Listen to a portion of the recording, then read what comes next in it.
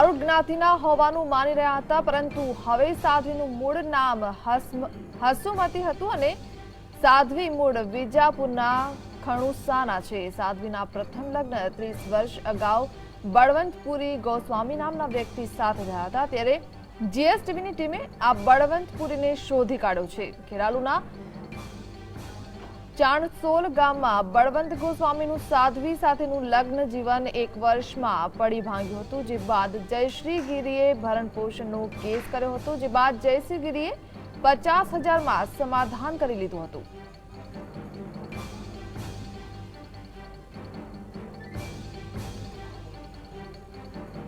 તો 50,000 લઈને આખરે જયશ્રી ગીરીએ સમાધાન કરી લીધું હતું. જયશ્રી ગીરીના જેના સાથે લગ્ન થયા હતા તે 1 જ વર્ષમાં પડી ભાંગ્યા હતા.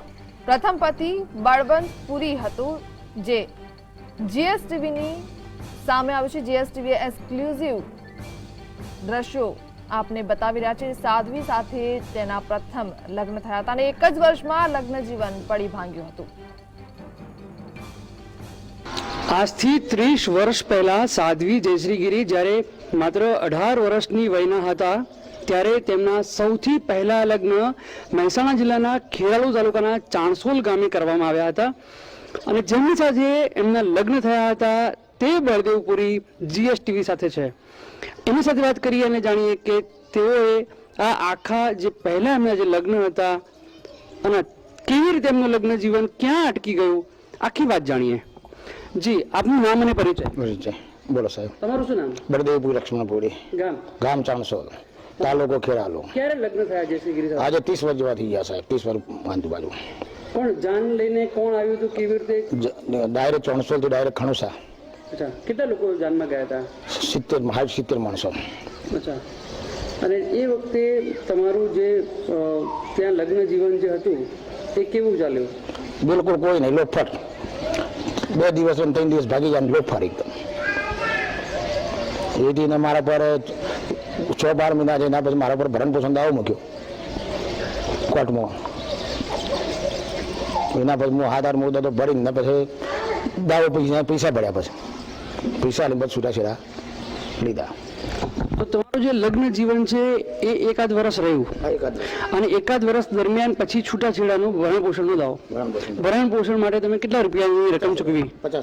50,000 રૂપિયા આપે ચૂકવ્યા. 50,000 રૂપિયા ચૂકવીને છૂટાછેડા થયા.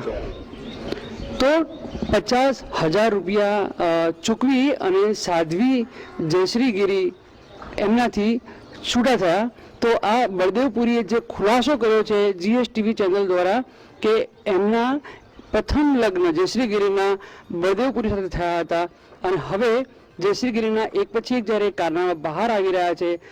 હવે આપણે એમની સાથે વાત કરીએ અને જાણીએ કે એમના જે જૂનો જે ઇતિહાસ છે એ દરમિયાન એમના કેવા કામો હતા જેથી એમને છૂટાછેડા લેવા પડ્યા કે એમનાથી એમને અલગ થવું પડ્યું.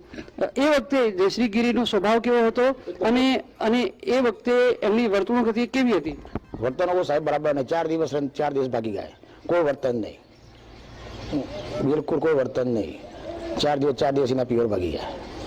તમારી સાથે શારીરિક સંબંધો કેવા હતા? બિલકુલ કોઈ નહીં. 4 દિવસ ભાગી જાય. એના પછી અમે કંટાળી ગયા. એટલે એની ઉંમર ખરી ને, એનું અસલ અસુમતી જયશ્રી નહીં, અસુમતી. શોખ કેવા હતા? અસુમતી શોખમાં જ શોખીન ફૂલ જીવડો. સભ્ય સમાજને શોભે એવો હતા? નહીં, બિલકુલ નહીં. એટલે તો મેં છૂટાછેડા હાલ્યા હતા. એનો તો છૂટાછેડા હું વિજાપુર કોર્ટમાં હાલ્યા. અત્યારે સાધ્વી જયશ્રી ગીરીના જે કારનામા બહાર આવી રહ્યા છે, તમારી એઝ એમના પૂર્વ પતિ તરીકે આપ શું વિચારો છો? શું થવું જોઈએ? એને સજા જ થવી જોઈએ સાહેબ, બીજું કોઈ ના થવું જોઈએ. આ તો સારું થયું અમે છૂટી ગયા ને આપણે અમારા જેવોને ફસાવત, એટલે એને સજા થવી જોઈએ. બરાબર સજાની પૂરેપૂરી સજા થવી જોઈએ. તો પૂરેપૂરી સજા થવી જોઈએ તેવું એમના સૌથી પહેલા પતિ બળદેવપુરીનું માનવું છે. કેમેરા પર્સન દીક્ષિત સાથે નરેશ ચૌહાણ, જીએસટીવી, બનાસકાંઠા. તો અમારા સંવાદદાતા નરેશ એમના પહેલા પતિનું ઇન્ટરવ્યુ એક્સક્લુઝિવ લીધું છે, તેમની સાથે જ ફરી આપણે વાતચીત કરીશું. નરેશ, જે રીતે નાનકડા ગામમાં પરણેલી જયશ્રી ગિરી ત્યાંથી ભાગી ગઈ અને લક્ઝુરિયસ લાઈફ જીતી જયશ્રી ગિરી પર એક પછી એક 6 ફરિયાદો હાલ થઈ રહી છે. તેમના પતિનું પણ આપણે ઇન્ટરવ્યુ લીધું છે. શું સમગ્ર બાબતો સામે આવી છે?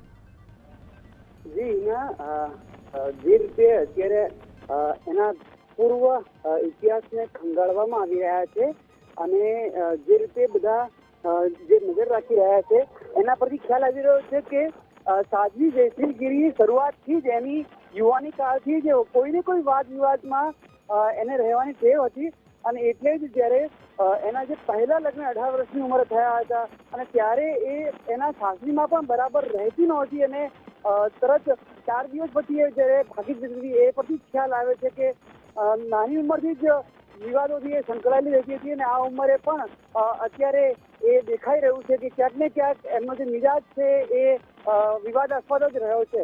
હિના. જી બિલકુલ નરેશ, સમગ્ર માહિતી આપવા બદલ આપનો આભાર. તો એક નાનકડા ગામમાં જે રીતે પરણાવી હતી જયશ્રી ગિરીને, ત્યાંથી તે વારંવાર ભાગતી હતી ને તે બાદ આખરે ત્યાંથી નાસી છૂટીને લક્ઝુરિયસ લાઈફ જીવતી હતી. અને હાલમાં જો સમાચારની વાત કરીએ તો એક પછી એક 6 જેટલી ફરિયાદો પણ નોંધાય છે. જે રીતે લોકો ડરતા હતા, પરંતુ હવે મીડિયામાં સમાચાર આવતા લોકોનો ડર પણ દૂર થયો છે ને પોલીસ સ્ટેશન જઈને સાધ્વી વિરુદ્ધની ફરિયાદો નોંધાવી રહ્યા છે. પોતાની આપબીતી પણ કરી રહ્યા છે. તેમના પતિની જો વાત કરીએ તો બળવંતભાઈ તેમના પ્રથમ પતિ છે. તેમણે પણ ટીવી સ્ક્રીન ઉપર આવીને જણાવ્યું કે સાધ્વીના લેખ અને લખણ બિલકુલ સારા નહોતા.